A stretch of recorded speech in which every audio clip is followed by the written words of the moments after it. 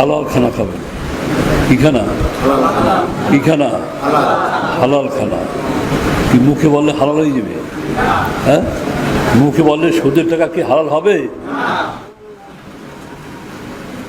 পেটের অবস্থায় খানাটা হালাল। আপনি চাকরি করতে, আপনি কোম্পানি আন্ডারে কাজ করেন, যেখানে 8 ঘন্টা আপনার ডিউটি দেওয়ার কথা, আপনি 8 ঘন্টা না দিয়ে গরিবেশি করে 7 ঘন্টা করলেন, এই 1 ঘন্টা আপনি টাকা খাইলেন, এটাকে হালাল না হারাম হয়েছে?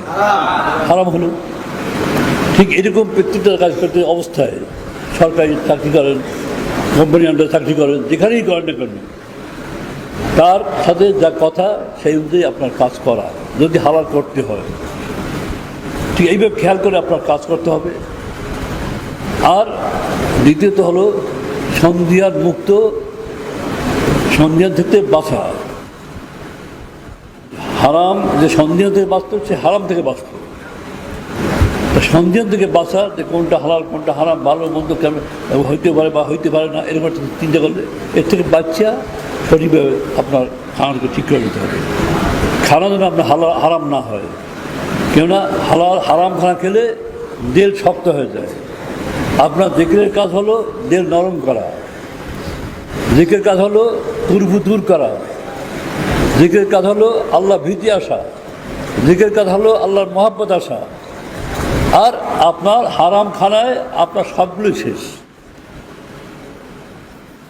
হারাম খানা খেলে দেল শক্ত হবে, আল্লাহর মহব্বত আসবে না, চোখে পানি আসবে না, আর আল্লাহ ভীতিও আসবে না। দ্বিতীয়ত আপনার এই কুরুপ থেকে বাঁচা কঠিন হয়ে যাবে। তাই আপনার এজন্য হালাল খানা খেতে হবে। আর ফাঁসের খানা থেকে বাঁচার চেষ্টা করবেন। কোনো ফাঁসের খানা খাবেন না, বাঁচার চেষ্টা করবেন। সে আপনার আত্মীয় স্বজন হোক, দূরে হোক, যে মনে হেঁটে হোক, এর থেকে বাঁচার চেষ্টা করবেন। কেননা খানা সবচেয়ে বড় জিনিস, খানাটা সবচেয়ে বড় জিনিস। কিন্তু আমরা দাওয়াত পাই আর খাই, ভালো আর মন্দ বিশেষদের নেই। কিন্তু আপনার বাঁচতে হবে, যেখানেই যান না কেন আপনার খানা বেছে খেতে হবে। আর যত অধিক আমরা করেন, যাই করেন, আমাদের দৃষ্টিভঙ্গিতে যদি এর উল্টো হয় তা আমরা কি বলতে পারবো? এসব ব্যাপারে কি বলার ছিল, যেটা বলার তা বলে দিচ্ছি, আপনারা বুঝে কাজ করবেন।